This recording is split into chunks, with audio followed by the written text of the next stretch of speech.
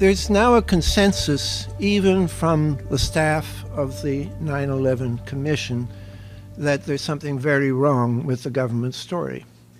9/11 Commission team leader John Farmer has said there was either unprecedented administrative incompetence or organized mendacity on the part of key figures in Washington. Now, the mendacity has come from figures including President Bush, Vice President Cheney, NORAD General Richard Myers, and CIA Director Tenet.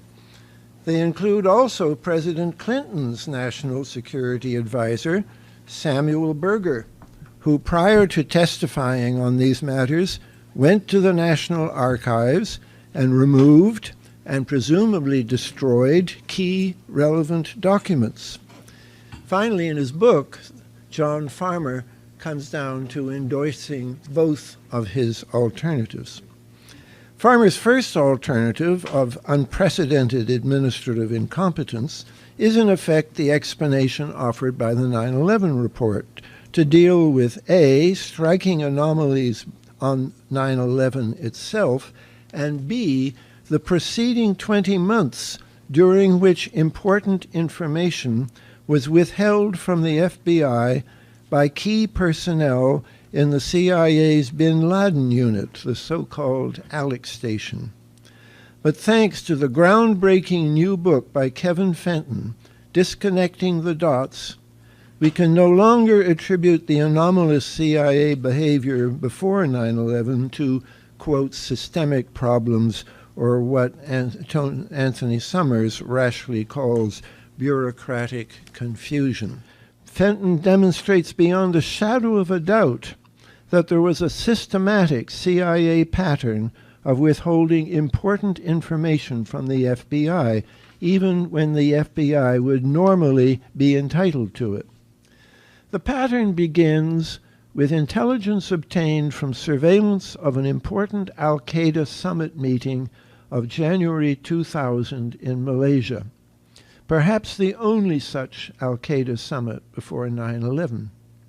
The meeting drew instant and high-level U.S. attention because of indirect links to a support element, a key telephone in Yemen used by Al-Qaeda, suspected of a role in the 1998 bombings of U.S. embassies.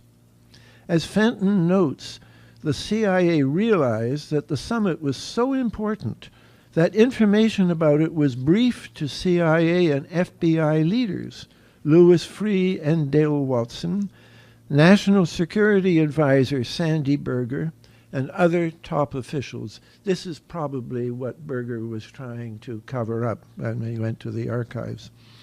Yet inside Alex Station, Tom Wilshire and his CIA subordinate, known only as Michel, blocked the effort of an FBI agent detailed there, Doug Miller, to notify the FBI that one of the participants, Khalid al-Mishdar, had a U.S. visa in his passport. Alex Station also failed to watchlist the participants in the meeting, as was called for by the CIA's guidelines.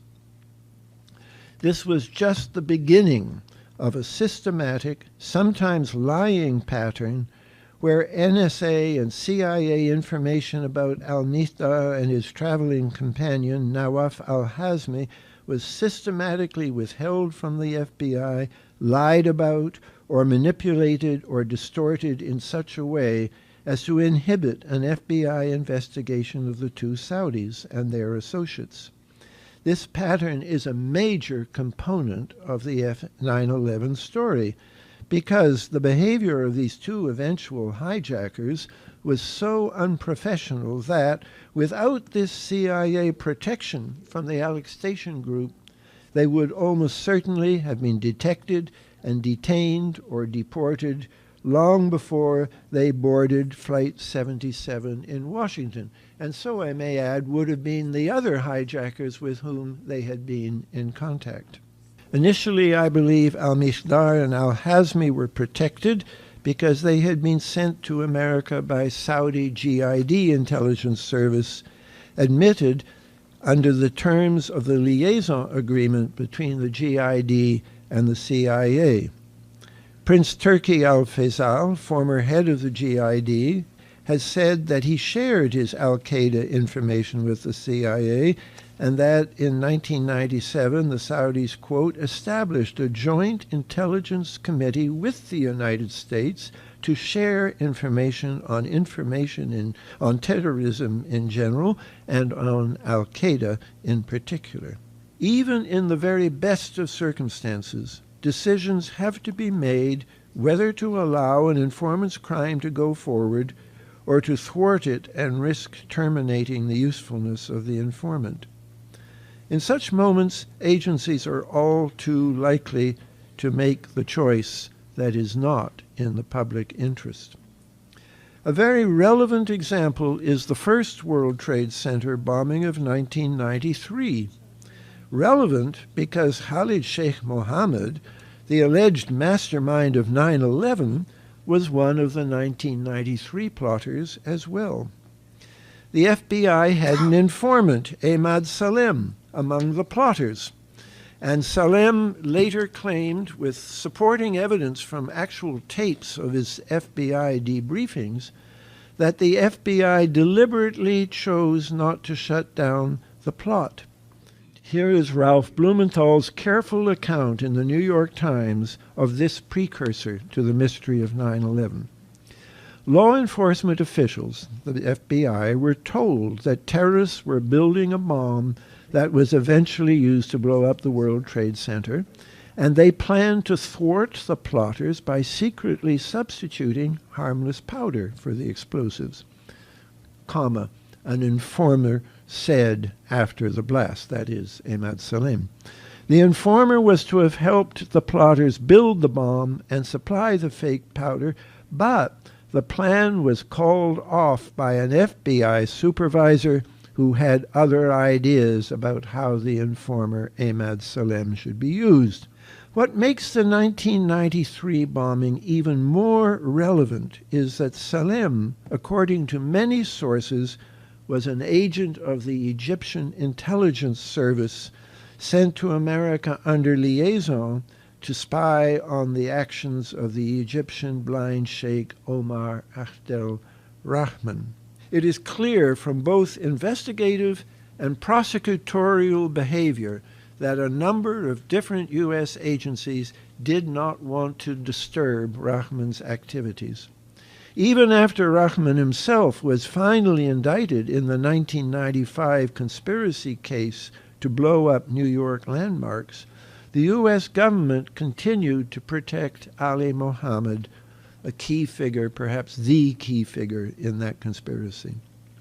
Then in 1994, when Ali Mohammed was detained in Vancouver by the Canadian RCMP, the FBI intervened to arrange for Ali Mohammed's release. This freed Mohammed to proceed to Kenya, where he became the lead organizer of the 1998 embassy bombing in Nairobi. Following this atrocity, Ali Mohammed was finally, belatedly detained by the Americans, but still not indicted. He was apparently still a free man when he readily confessed to his FBI handler, Jack Clunan, that he knew at least 3 of the 9/11 hijackers and had helped instruct them in how to hijack airplanes. We have to conclude that there is something profoundly dysfunctional going on here, and has been going on since before 9/11, indeed under both political parties. We know from many accounts of the Bush administration that there was also another powerful pro-war consensus within it, centered on Cheney, Rumsfeld, and the so-called cabal of PNAC, the Project for the New American Century, that before Bush's election had been lobbying vigorously and publicly for military action against Iraq. We know also that Rumsfeld's immediate response to 9/11 was to propose an attack on Iraq, and that planning for such an attack was indeed instituted on September the 17th. In the Bush administration, Stephen Cambone, who earlier had collaborated with Rumsfeld and Cheney in signing the PNAC statement rebuilding America's defenses, became one of the most active promoters of using SOCOM special forces to operate covertly against al-Qaeda, not just in Afghanistan, but, quote, anywhere in the world, which is in effect what we have now under our current president. In a sense, 9/11 was unprecedented, the greatest mass murder ever committed in one day on U.S. soil. In another sense, it represented a kind of event with which we have become only too familiar since the Kennedy assassination. I've called these events deep events, events with a predictable accompanying pattern of official cover-ups backed up by amazing media malfunction and dishonest best-selling books. Some of these deep events, like the Kennedy assassination and 9/11, should be considered structural deep events because of their permanent impact on history. It is striking that these two structural events, the Kennedy assassination and 9/11, should both have been swiftly followed by America's engagement in ill-considered wars. The reverse is also true. All of America's significant wars since Korea, Vietnam, Afghanistan twice, once covertly and now overtly, and Iraq, have all been preceded by structural deep events. America, I argue in my latest book, has become dominated by a war machine in Washington, a war machine that has been building incrementally since Eisenhower warned us about it in 1961. I thank you very much.